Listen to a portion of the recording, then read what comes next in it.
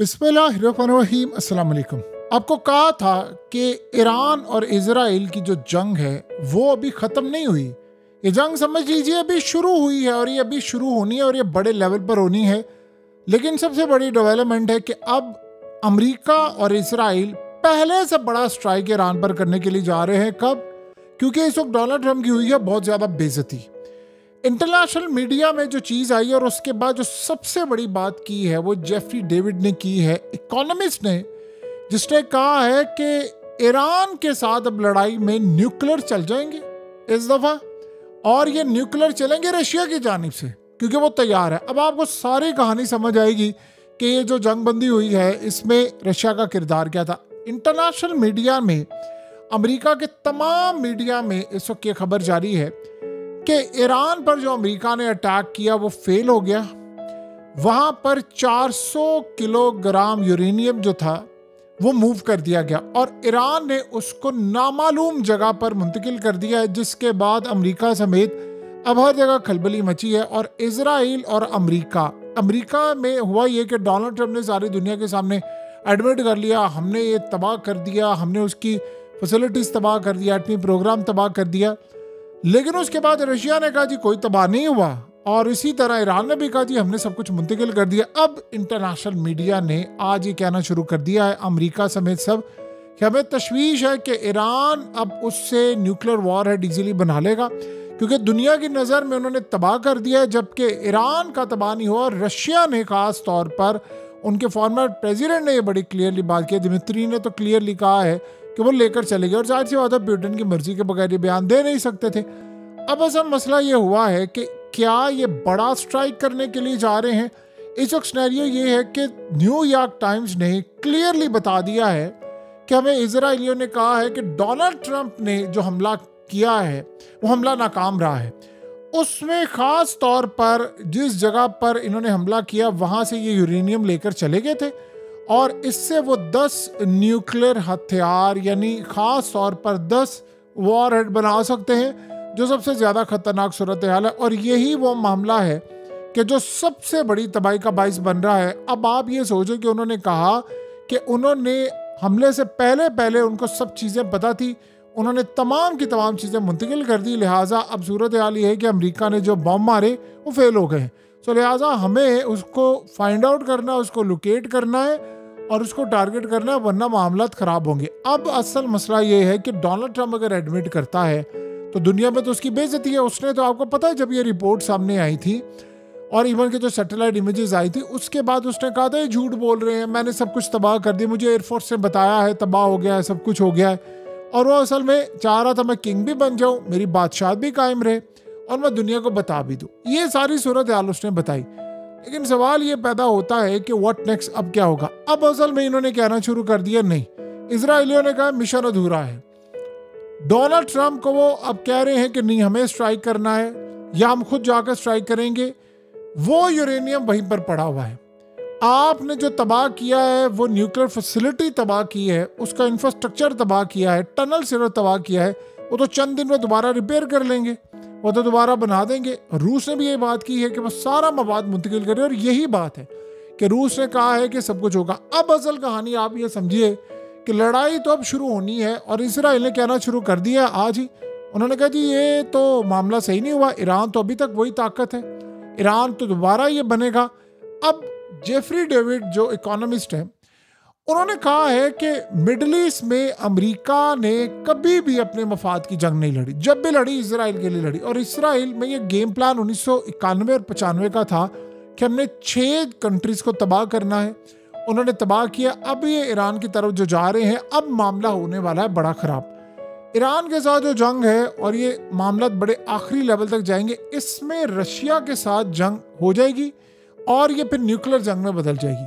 और रशिया के साथ मामला अमेरिका के इतने ज़्यादा ख़राब होने वाले हैं कि ये न्यूक्लियर जंग में मामला बदल जाएगा, क्योंकि रशिया ये चाह रहा है कि हर सूरत, देखिए आप एक बात समझिए, जब तैयब एर्दोगान की गवर्नमेंट उस वक्त यानी फौज तख्ता उलटने वाली थी, तो आपको पता है कि ना अमेरिका ने बताया ना किसी और ने बताया, वो दुनिया के दूसरे कोने में बैठा हुआ रशिया, उसने तैयब एर्दोगान को कहा कि तुम्हारी गवर्नमेंट हटाने की इस वक्त तैयारी है, फौज आने वाली है, तैयारी करो।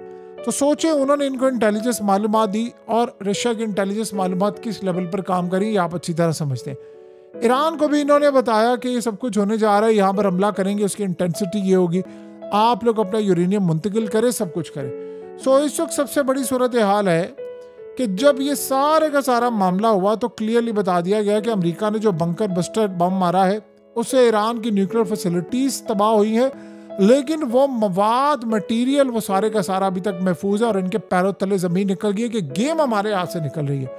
सो अब ये असल में इन्होंने दुनिया में कहना, इजराइलियों ने कहना शुरू कर दिया है कि ठीक है लड़ाई हुई है, सब कुछ हुआ है, फलाना हुआ है, तबाही हुई है। जैसे डोनाल्ड ट्रम्प कह रहे हैं वो जी मैं इसराइल से भी बड़ा नाराज़ हूँ तो मैं तो ईरान से भी बड़ा नाराज़ हूँ, दोनों खिलाफ वर्जी करें और मुझे ये काबिल कबूल नहीं है।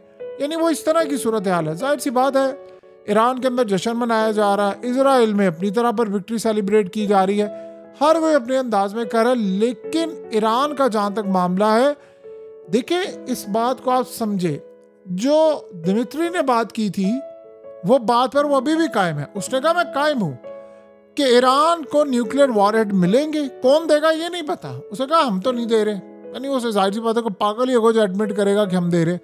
उसे कहा और उसके अलावा ईरान अपना प्रोग्राम दोबारा बनाएगा। देखिए जब ये सूरत हाल होती है तो आप यहाँ से अंदाज़ा कर सकते हैं कि लड़ाई का लेवल क्या है। अब असल में ये जो इस वक्त मामलात हुए रुके हैं, इसमें इजराइल फाइंड आउट करने की कोशिश कर रहा है दो चीज़ों को। आयतुल्लाह अली खामनाई की लोकेशन इन्होंने दोबारा अटैक करना है, क्योंकि इसराइल का प्लान ये थोड़ी था कि बस ये हमने वो तबाह कर दिया और सारे हंसी खुशी रहे। उन्होंने तो पूरे का पूरा खित्ता तबाह करना है। देखिए ईरान ने जिस तरह इस जंग के अंदर सारे यानी बैरियर्स तोड़ दिए हैं, दुनिया को पता चल गया वो अटैक कर सकते हैं, उनके मिसाइल हैं, उनको सिर्फ थोड़ा सा और आर्म करना है। जैसे पाकिस्तान पर इंडिया ने अटैक किया तो हम मिसाइल नहीं रोक पाए प्रॉपरली, तो उसके बाद हमें HQ-19 अब चाइना की तरफ से मिला। सो इस सूरत हाल में हमारे पास अवेलेबिलिटी चीज़ों की इतनी ज़बरदस्त है कि हम इसको अब अगली दफ़ा इनके जो ब्राह्मोस आएंगे उसको इजीली गिराएंगे और इंशाल्लाह होपफुली अच्छा रिजल्ट्स देंगे, बेटर देन बिफोर। इसी तरह चाइना ने इन्होंने सबने देखा है कि ईरान के साथ क्या हुआ है, ईरान को कैसे मैनेज किया जा सकता है। दो चीज़ें करेंगे, एक तो ये आयतुल्लाह की लोकेशन और दूसरा ये इस दौरान फाइंड आउट करने की कोशिश करेंगे कि वो यूरेनियम आखिर गया कहाँ पर है और उसको ढूंढना कैसे है। देखिए दो चीज़ें आप अच्छी तरह समझ लें कि ईरान के बारे में सारे ममालिक सिवाय रशिया के, सिवाय शायद अफगानिस्तान के, सिवाय चाइना के और एक आधा कोई और मुल्क होगा, उसके अलावा आप समझ लें सारी दुनिया एक पेज पर है कि ईरान को एटमी हथियार नहीं देने। असूल ये है कि अगर एटमी हथियार बुरे हैं तो फिर वो इसराइल के लिए भी बुरे हैं, वो अमेरिका के लिए भी बुरे हैं, वो बरतानिया के लिए भी हैं, वो रशिया के लिए, सबके लिए। तो आप सबसे लें।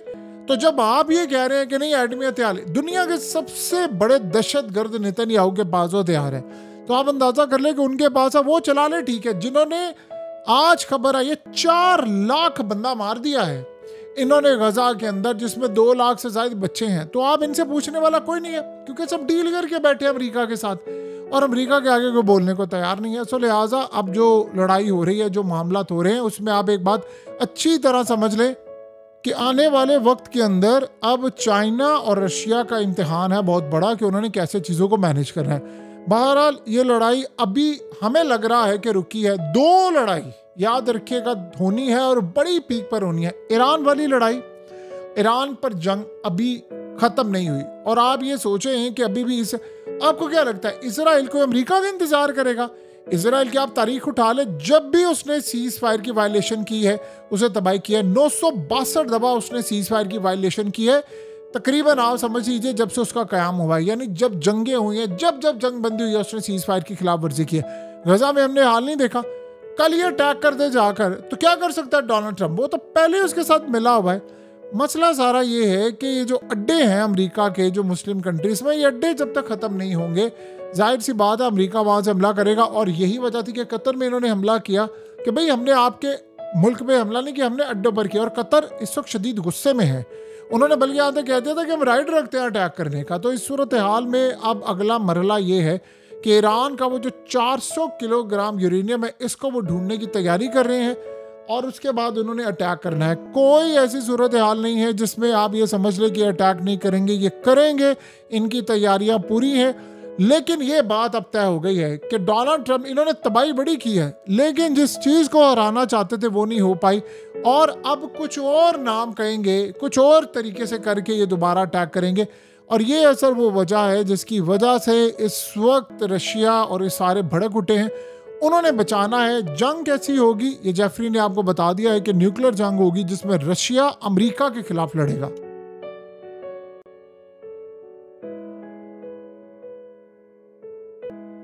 हकीकत टीवी को सब्सक्राइब करना मत भूलें, वीडियो को लाइक करें, शेयर करें और कमेंट सेक्शन में अपनी राय का इजहार जरूर करें।